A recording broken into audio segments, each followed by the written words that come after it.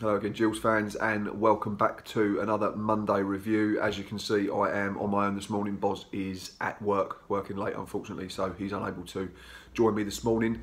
But thankfully, we both predicted 1-0 wins in our match preview on Friday, and Steve Lovell and his boys delivered. We was under the cosh, obviously. That's the general consensus from those at the game and the various reports on social media and in newspapers, on the telly, the highlights, etc. But is it still the perfect away performance? I mean, that's only for us to judge. I suppose if you're a Walsall fan, and I've seen a few tweets saying that we were the worst team that they've ever seen. We've had that before. Little old Gillingham and all that have turned up and are rubbish and somehow scraped a victory. But surely that's what it's all about when you're away from home against a side that likes to get it down, likes to play football. We've had to defend, we've had to have our backs to the walls for large periods of the game, and Dave, who did the match day live for us on Saturday, have said exactly the same. Defensively, we were really good. Max Amar was very impressive until his red card, so unfortunately we're going to miss him for 1 or 2 games now. But defended for our lives, put our bodies on the line, stuck to a plan, kept our shape, took our chance when it's come. Isn't that what away day performances are all about? So from that point of view, it's really good. Got the little bit in Football League paper from yesterday. And there we go. Lovell's perfect week ends in style. That's the Football League paper. Star man, I'm going to have a little chat about Conall Ogilvie, which is good to see. Took a bit of stick at the beginning of the season, myself included in that camp. Didn't think he was performing as well as he perhaps should be. Then obviously Bradley Garmston got himself fit. He's picked up another niggle, we know that, which is immensely frustrating. But from Ogilvie's point of view, maybe it meant that he knew that he had some competition for that position, a left back or wing back or whatever role he's having to fulfil, even centre back at times. So in his defence, obviously he's had to play in a number of different positions. But in the last few weeks, he's started to impress me, started to impress a few, which is great to see, because we don't have the biggest of squads, so we need everyone available and playing well and being consistent in the roles that they perform. So that's good to see, and hopefully he can continue that. And obviously the other Connor, Wilkinson, first league goal for the club, smart little finish. Got on the end of a defender's poor touch or poor back pass. I've seen the highlights. I'm not entirely sure what he was trying to do, but couldn't care less, to be quite honest. From our point of view, Wilkinson was alert enough to get on the end of it and prod it smartly past the keeper to give us that lead just before half time, which we hung on to second half. We've also got Medway Messenger, Lovell's perfect week, exactly the same headline. Excellent picture of Mr. Wilkinson celebrating what turned out to be the winner just before half time. So yeah, and then underneath, Nugent's return is a timely boost for Gill's midweek trip. With Max Amar now suspended, obviously we travel to Blackpool tomorrow night, Tuesday, long trip up north. But yeah, we can approach it with confidence. I know they won at the weekend, but obviously we'll have a look at that in more detail in the results roundup at the end of this video. But back to us again, a battling victory at Walsall on Saturday was the icing on the cake for Gillingham's new permanent manager, Steve Lovell. He was handed the Gills job on Thursday, reward for a successful 7-game caretaker stint, and followed it up with a 1-0 win that took the club out of the relegation zone in League One. Massive for me, tweeted that the other night. Psychologically, mentally, it's a massive step for the players, getting above that horrible dotted line. So let's hope that we can continue pushing up the table now. This run can continue. We can start trying to put some daylight between ourselves and the dreaded places in the drop zone. Obviously, there's a lot of work to do, and we have taken 11 points from 18. So that's generally a form guide. The last 6, that's under Lovell, that last 6, which puts us 6th in the form guide in League One, which is great form. But obviously, because of such a poor start, where we only took 7 points from the first 12 games, we still only just got ourselves out of the relegation zone. So there's a little bit about Sean Clare saying the same thing. But back to Lovell as a coach or manager, to have stood there after working on things and see them come off with a win was brilliant, the best feeling in the world. He rates it higher than the Rotherham and Peterborough wins, where we was allowed to play football and allowed to create chances. He said Walsall didn't do that, they kept the ball. And we had to be very resolute and very stout in our defending, and we stuck to a plan, even with 10 men when Max Amar had been dismissed. said that the fullbacks didn't leave their slots, were narrow, tucked in against their relative centre-backs, and didn't allow any space for Walsall to get in behind too much, which was great to see. Obviously, Thomas Holy's made a couple of really good saves I've seen on the highlights package, but you expect that when you're away from home. But we've done our bit. Couldn't care less what Walsall fans say, to be quite honest. 3 points is massive. He jokes about, obviously, his handicap at golf is now rising and rising because he's not got any spare time, but he said he's loved being involved and he's so happy that he's now the permanent manager till the end of the season at least, which is great. Clare keen to keep moving up. Victory over Walsall took the Gills out of the bottom 4 on Saturday. Sheffield Wednesday loney. Sean Clare is hoping they can now build on that. He said it's just the beginning, we need to keep winning and getting further away from that relegation zone. And then it says, despite Gills' good form under the management of Steve Lovell, winning 3 of 6 games he's been in charge of, only now have they managed to finally climb out of the bottom 4 and only on goal difference.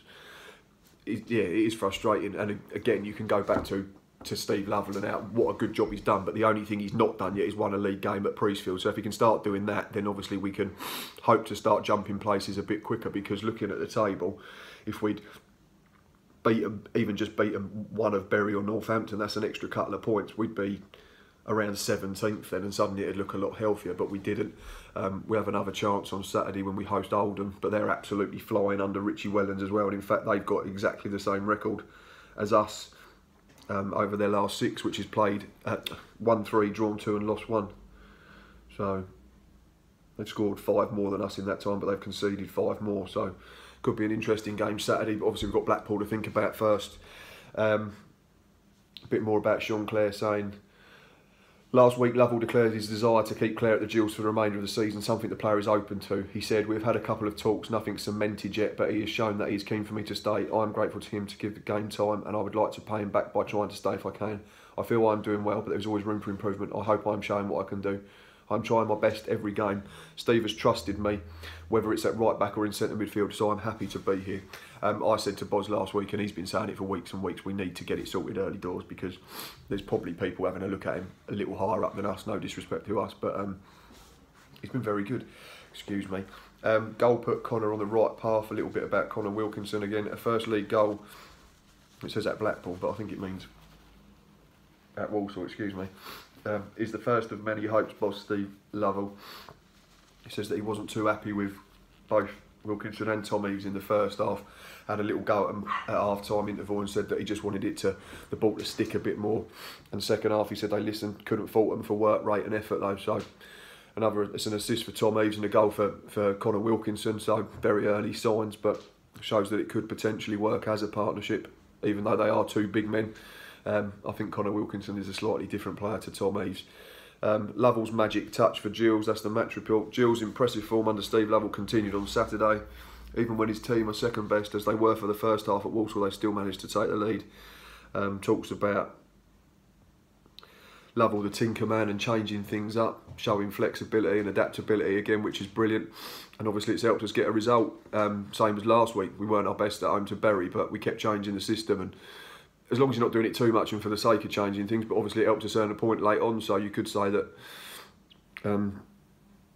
it's an extra couple of points bonus that we wouldn't have if he'd not been brave enough to change the system and make some changes, which is great to see that he's willing to do that rather than just sit on games and hope that things will happen in due course on the pitch. He's trying to influence it from the touchline. Last couple of lines of Luke Cordell's report as always. There was some brave defending from the Gills as the clock ticked down and they almost added a second at the death. Scott Wagstaff forced a save from the keeper with Parker waiting for a pass. Walsall manager John Whitney was taking the flak at full time, while the 355 away fans behind the goal revelled in another win on the road. Not since their title season have the Gills managed to celebrate 3 league wins on the trot. Their current form would probably leave them in the top 10 if it continued for the rest of the season, but now there is only one target, survival, and there is every reason under Lovell to believe that will happen. Anything else is a bonus. I think so. That's the first thing we've got to think about, is getting ourselves away clear of that relegation zone, and then go from there. Due to such a poor start, it's obviously going to take longer than we'd hope, but we're giving ourselves hope, belief and a chance of staying in this division, I think, which has to be the main aim for the rest of this campaign. Put the negativity behind us. Chairman Paul Scally, I read this in the week, he talks about it's been a bad 12 months for the football club. I'm not sure why he's come out now and said that 2 weeks ago he'd effectively decided that Steve Lovell could have the job, but with the centre plate court case over his head, he didn't announce it. Why not? He could have just got something out of social media, but that's just a little gripe. And interestingly, he said it was a bit of a no-brainer really until the end of the season, at least, if not longer. Steve should be given the opportunity to have a go at being manager. He has been there almost 3 times before, and I look back now and wonder, why didn't I leave the gang of 4 in place before the Justin Edinburgh appointment? That would have been the more sensible thing to do with hindsight. Hindsight is a wonderful thing. It sounds like a little dig at Justin Edinburgh, which we don't need in my opinion, but chairman's entitled to his own thoughts, so that's obviously is. Gills still their best win so far. As already mentioned, Steve Lovell's rated it higher than the Rotherham and Peterborough wins, because we had to do the other side of the game rather than being allowed to play and get the ball down and create plenty of chances. I think we only had 3 shots, they had 21, so it did look a little bit like the Alamo if you just clicked onto the internet and seen the stats. But it's an excellent result regardless of how you get them, and when you're down the bottom you're not bothered how you get to 3 points. It's just making sure that you get them, and everything that we had to do we seem to do correctly, which is excellent to see. It wasn't an action-packed attacking formation. We knew how Walsall played. This is Steve Lovell again. They love to play football, so I was just pleased with the way we defended as a unit with 10 men as well at the end. It was brilliant, and that has given me more pleasure than anything. A 1-0 away win is a great result. It doesn't matter where you are or what league you're in or where you are in the league. A little bit again, he says, talking about Eves and Wilkinson, they disappointed me first half, the 2 of them. I had a little pop at half time. The ball was going up to them but coming straight back. As centre forward, you need to hold it up. We had to get them in the game. It broke down on them a little too much in the first half, and that is why we didn't have too much of the ball. It was a defensive way we had to play, but that was more our fault rather than them. When we got hold of the ball in the second half, we did better with it. And then talking about Max Amar's second yellow card and dismissal, we had to go with a 4-4-1 formation because there was no other way we could have done it. We had 2 banks of 4, and in the end they got frustrated. It was nice from a tactical point of view, and the fullbacks particularly understood not to come out of their slots. They stayed alongside centre halves, meaning there was no areas for Walsall to hit. It was a perfect defensive display. So I said, you're going to go away from home, you're not generally going to have loads and loads of the ball. But what we've done is we've set ourselves up correctly, defended correctly. When we've had the ball, we've tried to do stuff with it. It's not always come off. We've had a little bit of luck with a goal. We take that little bit of luck because beginning of the season it probably wouldn't have come our way. Match ratings from Luke in the Medway Messenger. Thomas Holy 8, the entire back 4 of Luke O'Neill, Max Amar, Gabby Zakwani and Conor Ogilvie 7. Jake Hessenthaler sitting in front 6. 3 across behind the front 2. Sean Clare 7, Lee Martin 7 and Josh Parker 6, and up front he gave Connor Wilkinson 7 and Tom Eves 6. Substitutes, Mark Burns 7. And no rating for Scott Wagstaff and Ben Nugent, so they didn't come on in time. A little bit about Steve Lovell being proud, but also wants Mark Patterson and Ian Cox to continue with him for the rest of the season as part of his coaching staff. But he said they've got to have a chat, obviously, because Coxie and Pato have their own roles within the football club already. So we'll have to watch that one with interest. But that's basically the Medway Messenger summed up this week. A really good away win again, which is great to see. Plenty of positives. The only negative obviously being Max Amar misses now 1 or 2.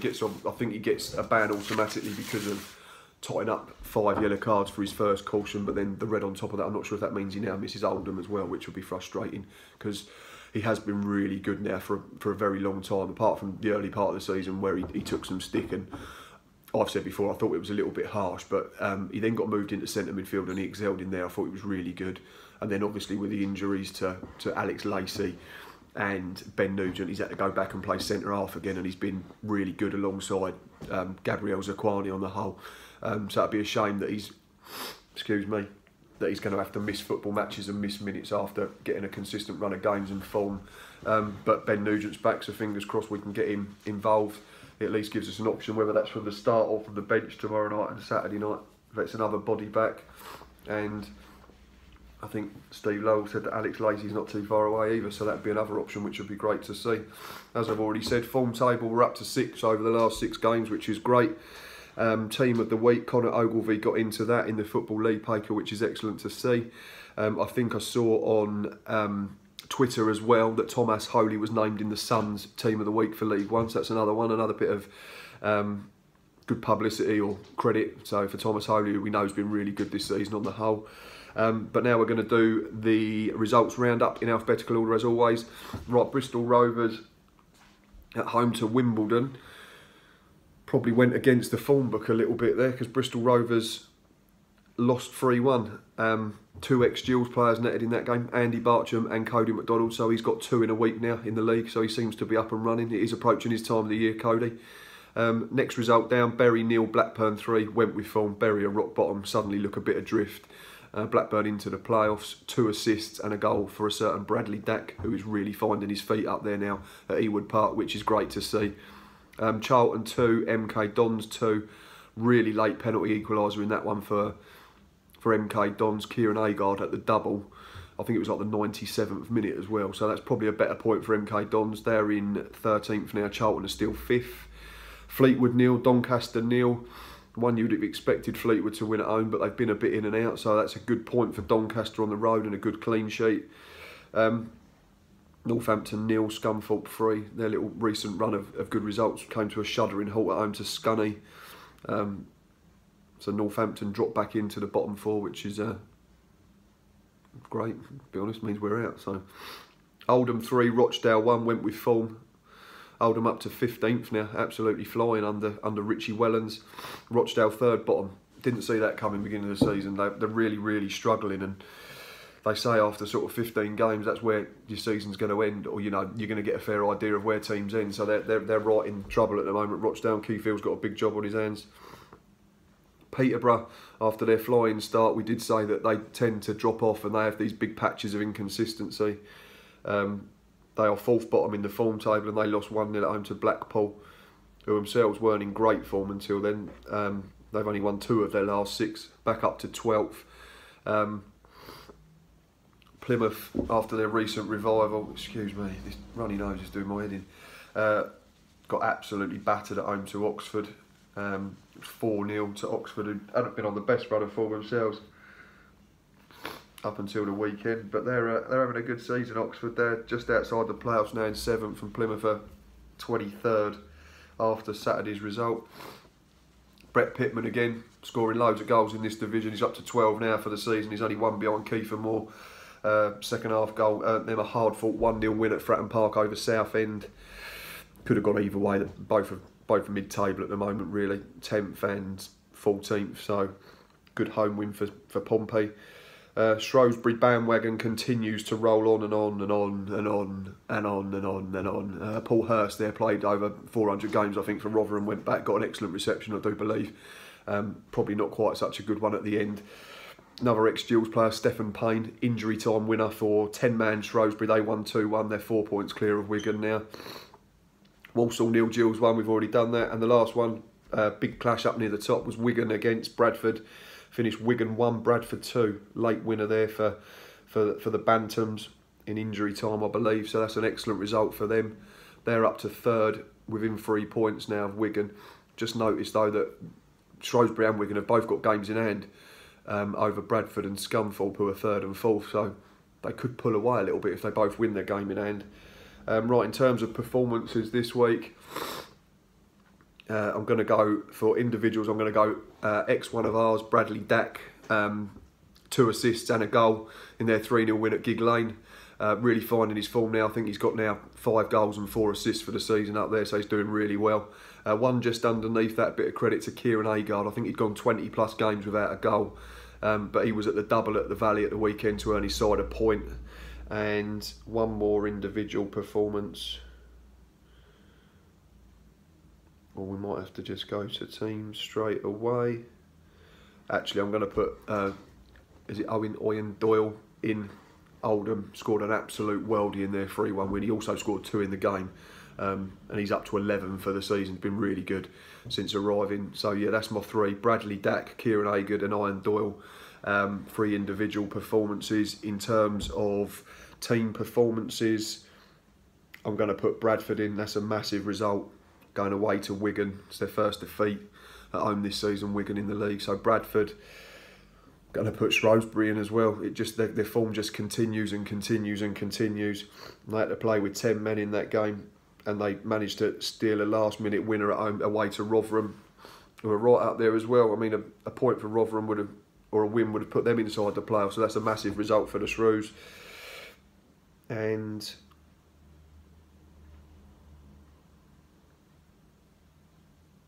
that'd probably be my 2 this week. I could be biased and put us in, but people are probably moan. So yeah, so individual performances, Bradley Dack, Kieran Agard, Ian Doyle, and team performances, I'm going to go Shrewsbury and Bradford. Big game tomorrow, away at Blackpool. Not seen any official team news yet from the aftermath of Saturday. Obviously we know Max Amar's going to be suspended.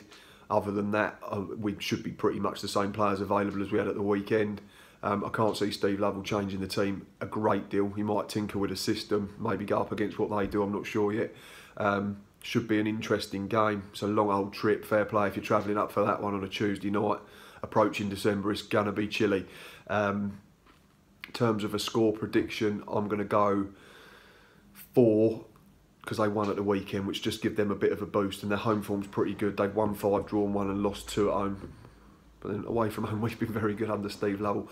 I'm going to sit on the fence, and I'm going to say Blackpool 1, Gillingham 1, which I think would be a very, very good point.